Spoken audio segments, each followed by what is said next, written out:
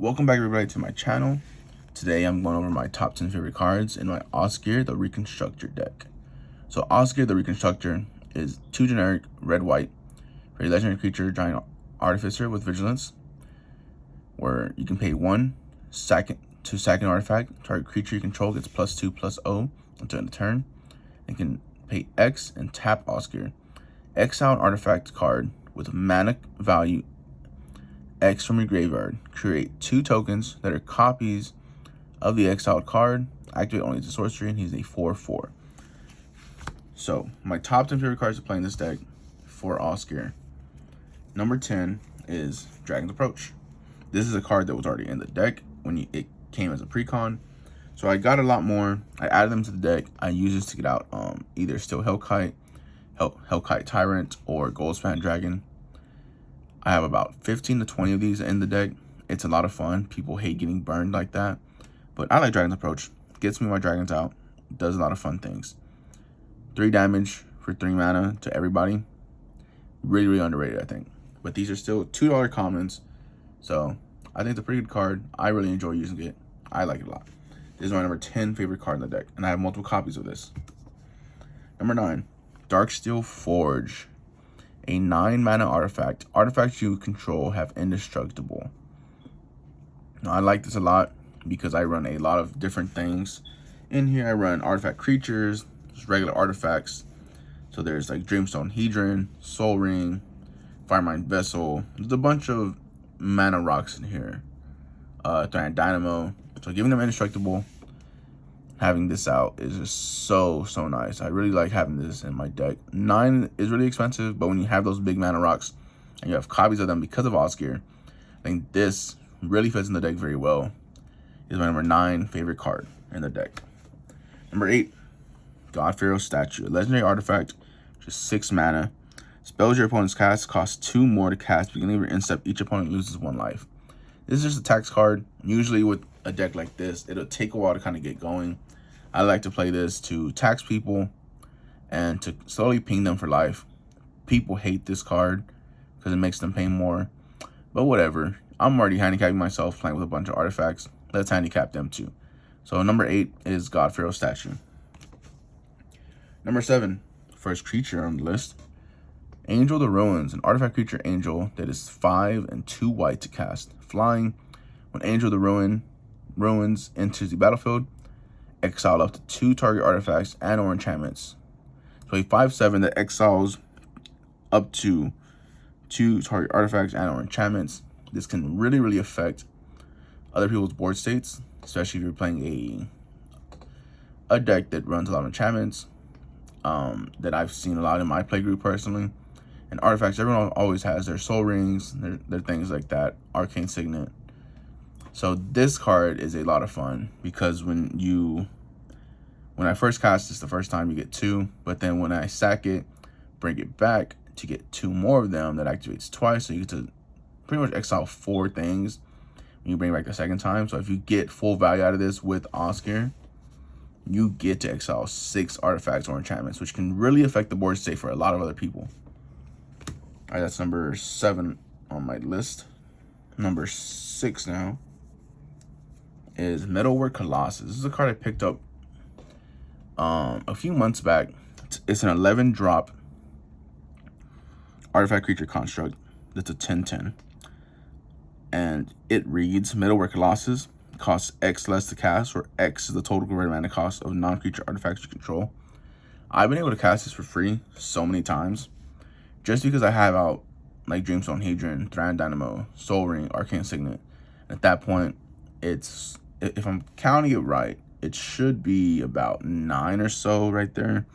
So at most, I usually only pay 1 or 2 mana to cast this creature. To 10/10, it's a huge just wrecking machine artifact. And you can sacrifice 2 artifacts, return Metalwork Colossus from your graveyard to your hand.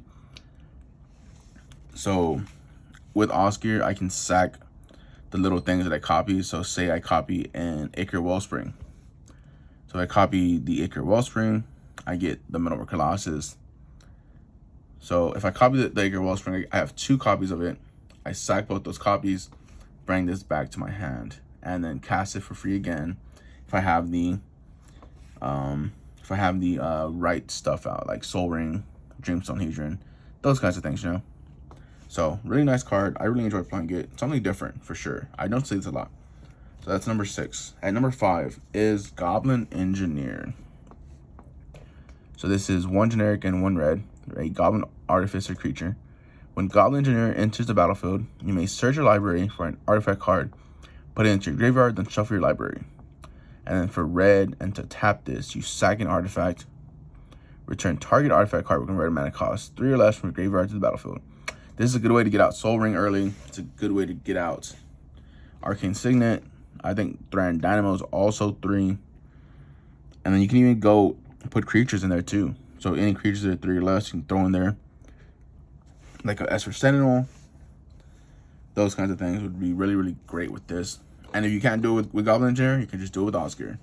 They do the same thing. They bring artifacts back. He's limited to CMC 3 or less, which is fine because Osgir can do the bigger ones by himself.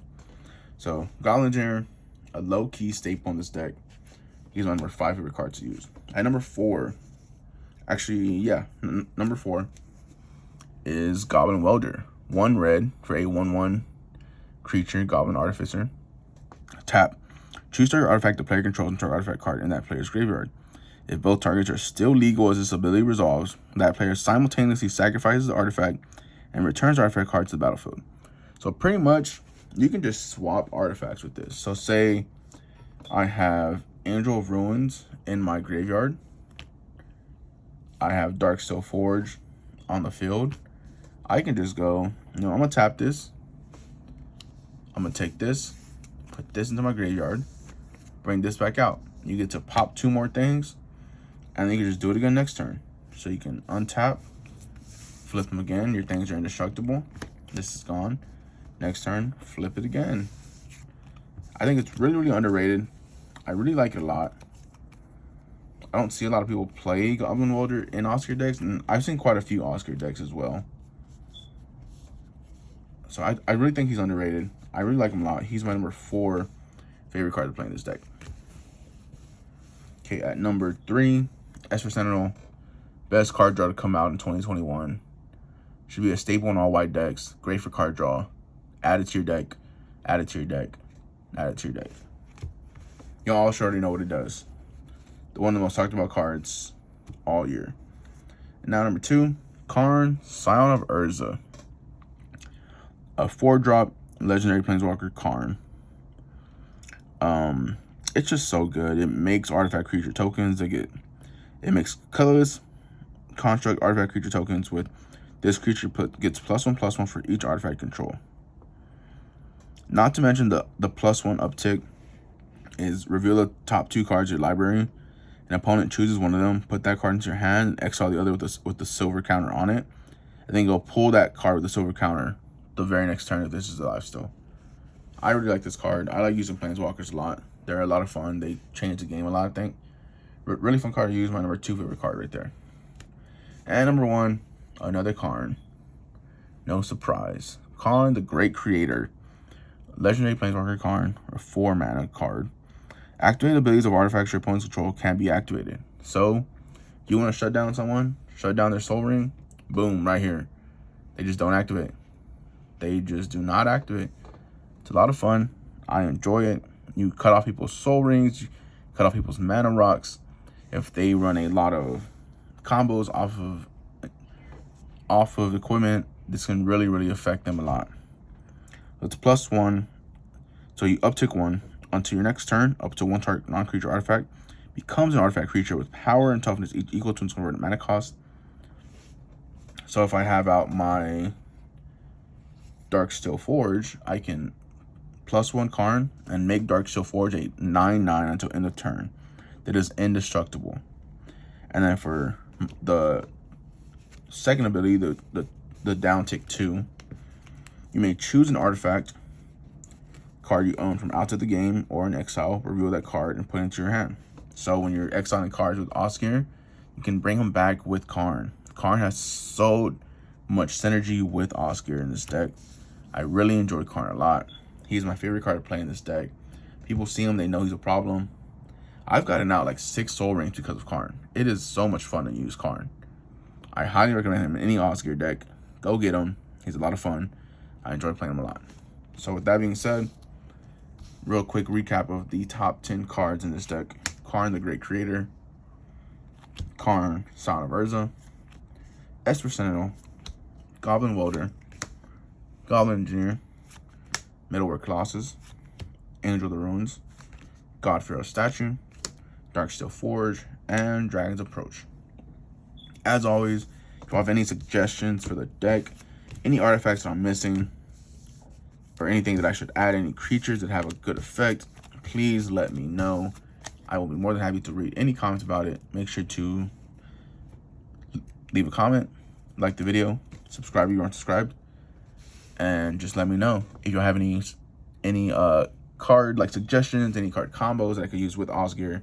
I am more than happy to listen to them, to read them, to, you know, kind of just try and make Osgir better. I used him a lot when he first came out, not so much since. I feel like his power level's kind of fallen, but maybe I just need better equipment or better artifacts and stuff like that in this deck. So if you have any comments about it, any ways to upgrade this, please let me know. I will be more than willing to try and upgrade this deck. I really like playing Osgir. He's a lot of fun. I have a lot of fun when I play this deck. So with that being said, once again, if you haven't already, liked the video, leave a comment, subscribe if you haven't. And with that, it's Freddy Inferno, and I'm out.